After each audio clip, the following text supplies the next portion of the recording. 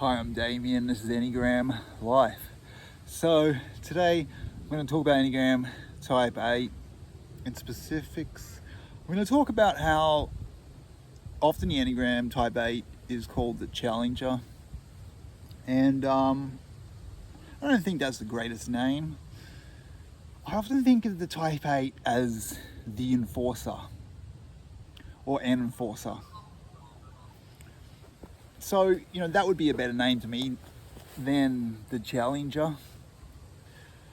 But I'm not suggesting we should call Enneagram Type 8 the Enforcer either, just because I haven't really sat down and thought of what would be the very best name to call the Enneagram Type 8. I just feel like the Challenger isn't that great. Yeah, so what do I mean by the Enforcer?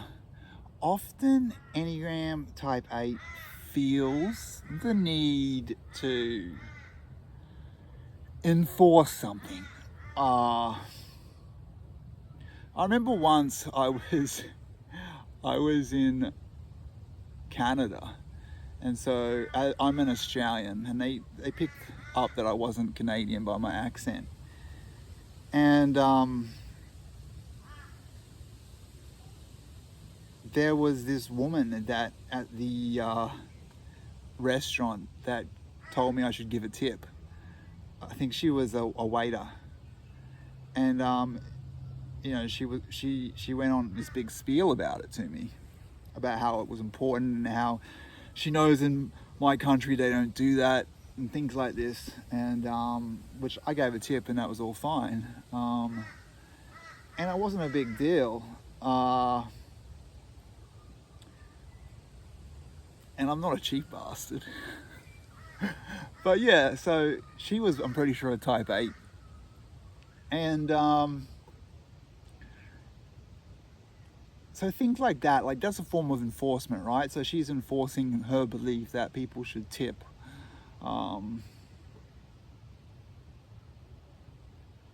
And I remember a comedian called Sean Locke. Rest in peace. He was a really funny guy. And from watching his comedy, I would say he was a Type 8.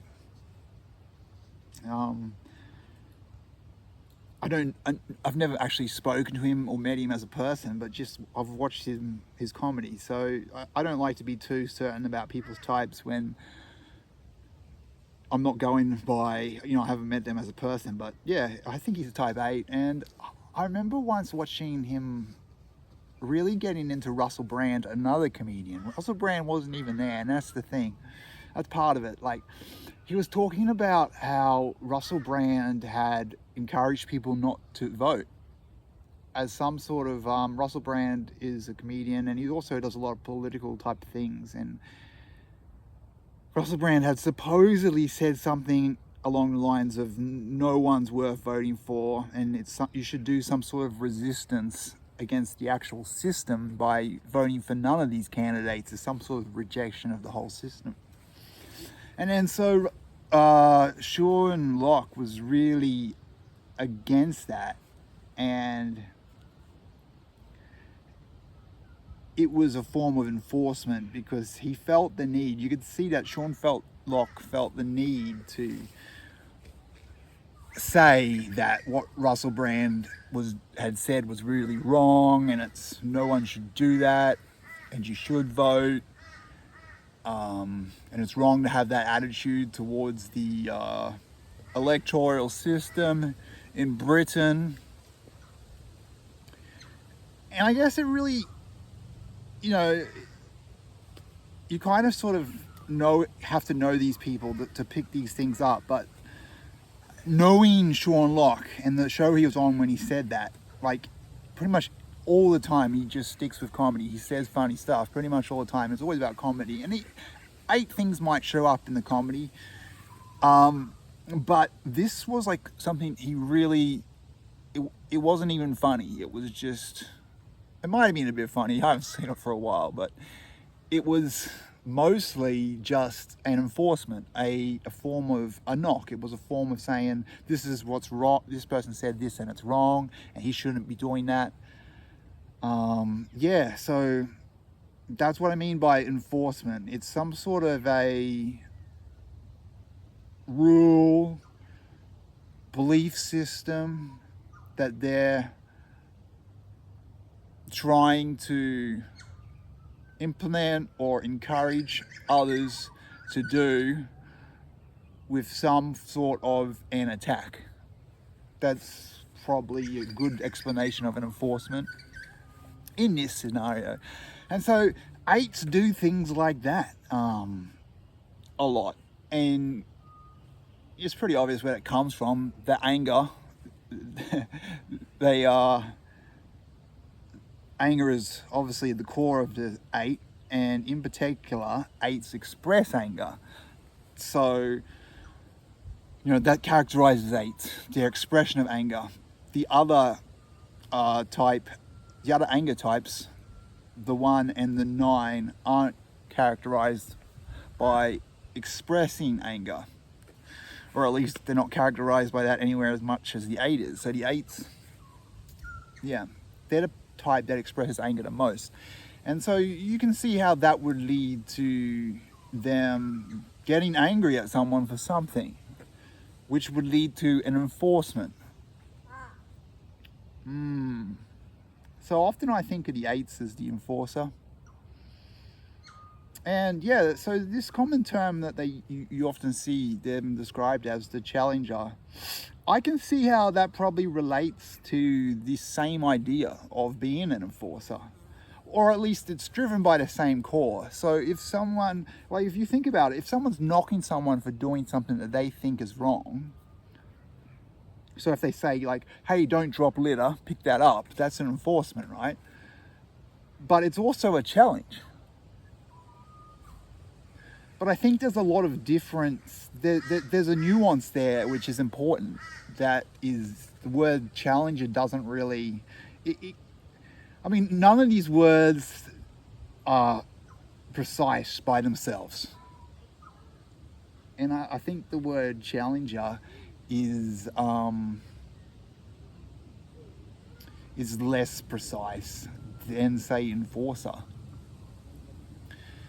Yeah. So you can see how the core is the same. If you're challenging someone, you're saying they're doing something wrong, or you're disagreeing with what they're doing. So that's a challenge. But then the enforcement is somewhat different to just a challenge, because enforcement is saying what they should be doing, and enforcement is also sort of more going out of the way. It's challenging certain things, right? Like there's normally a belief system behind enforcement or a set of rules, whereas a challenge can be about ego. It can be about not wanting to be like feeling offended. Some of those types that, like the 2s, the 3s and the 4, they often get offended a lot, and you could see them challenging someone, as in disagreeing to someone because of their being offended, because they feel insulted. Whereas that's the challenge and sure, like an 8 might feel insulted and react aggressively, and it might seem like a challenge, but it tends to be more of a reaction, the 8's reaction, that's driven by those things, like that, a belief system about what's right and wrong, rather than something like feeling insulted. Yeah, so that's why I wouldn't use that term challenger. I would say the term enforcer sounds better. Anyway, it's the 10th of August, Saturday, 2024.